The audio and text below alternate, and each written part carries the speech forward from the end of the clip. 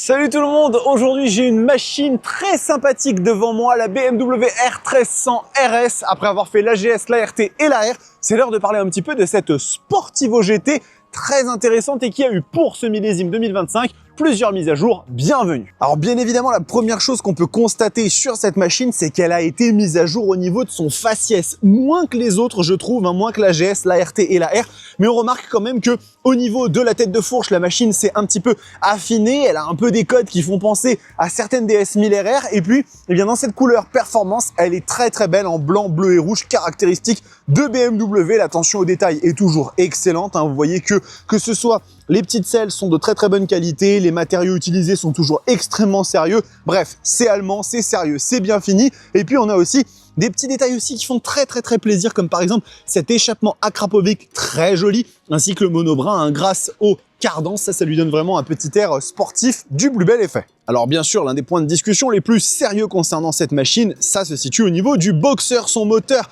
bicylindre à plat de 1300 cm3 qui délivre 145 chevaux et attention les yeux, 149 Nm de couple. C'est une véritable usine à sensations cette machine. Alors elle tire un petit peu plus long quand même que la R. La R a une tendance à être plus catapulte dès les bas régimes, ce qui est bien logique pour une machine de cet acabit qui va vouloir faire des kilomètres, de la distance avec du confort, mais aussi pas mal de sportivité. Au niveau du châssis, la recette c'est la même que pour la R, la GS, c'est un cadre en deux parties avec le moteur comme élément porteur.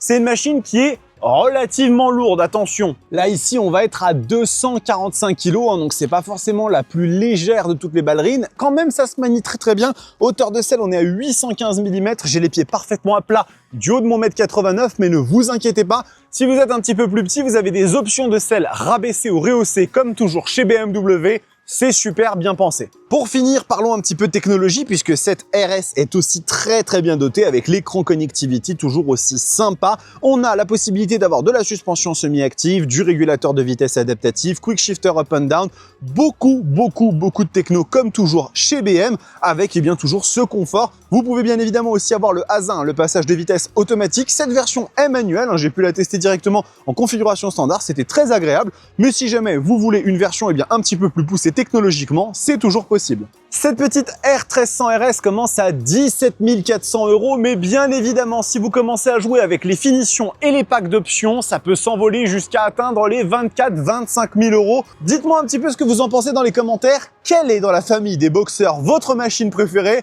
Je pense que vous savez déjà quelle est ma chouchoute, mais j'ai très envie d'avoir vos opinions.